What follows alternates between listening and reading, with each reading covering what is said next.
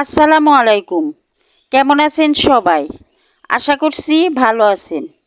আজকে আমার রেসিপি হলো সিম দিয়ে শোল মাছের তরকারি।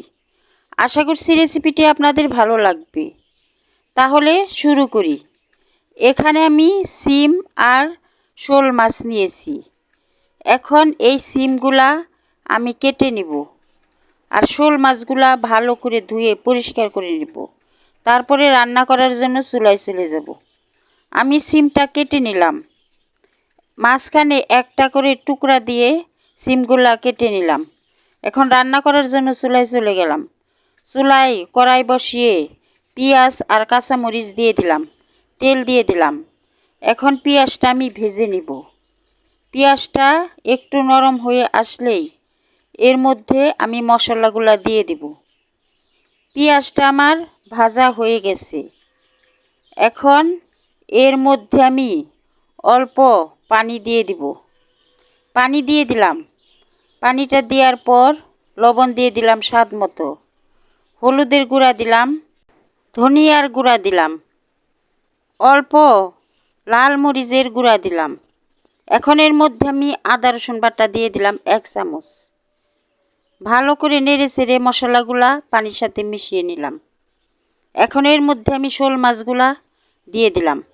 শোল মাছের টুকরা দেওয়ার পর আমি একটু নেড়ে চেড়ে কষানোর জন্য দিয়ে দিব। আমি একটু নেড়ে দিলাম। এখন মাছটা আমি কষিয়ে নেব। মাছটা কিছুক্ষণ কষানোর পর আমি এই মাছগুলা তুলে নিব। মাছগুলা কষানো হয়ে গেছে। এখন আমি মাছগুলা একটা একটা করে আমি এই মশলার থেকে তুলে নিচ্ছি। মাছগুলা তোলা হয়ে গেছে। এখন এর মধ্যে আমি যে সিমটা কেটে রেখেছি তা দিয়ে দিব। সিমগুলা দিয়ে দিলাম। সিমগুলা দেওয়ার পর আমি একটু নেড়ে চেড়ে ঢাকনা দিয়ে ঢেকে কিছুক্ষণ সিমটা কষিয়ে নিব। ঢাকনা দিয়ে ঢেকে দিলাম। কিছুক্ষণ রান্না করলাম। কিছুক্ষণ পরে ঢাকনা তুলে সিমটাকে আমি নেড়ে দিলাম। এখন এর মধ্যে আমি পানি দিয়ে দিব। পরিমাণ মতো পানি দিয়ে দিব। এই পানিতেই তরকারিটা আমার রান্না হয়ে যাবে। মাছগুলা দিয়ে দিলাম। এখন একটু নেড়ে চেড়ে এর মধ্যে আমি টমেটো দিয়ে দিলাম। টমেটো দেওয়ার পর 1 চামচ জিরা বাটা দিয়ে দিলাম। এখন আমি ঢাকনা দিয়ে ঢেকে দিলাম 3-4 মিনিটের জন্য। 3-4 মিনিট পরে ঢাকনা তুলে তরকারিটা আমি নেড়ে দিলাম। এখন আবারও ঢেকে দিব 2-3 মিনিটের জন্য। আবারও ঢেকে দিলাম।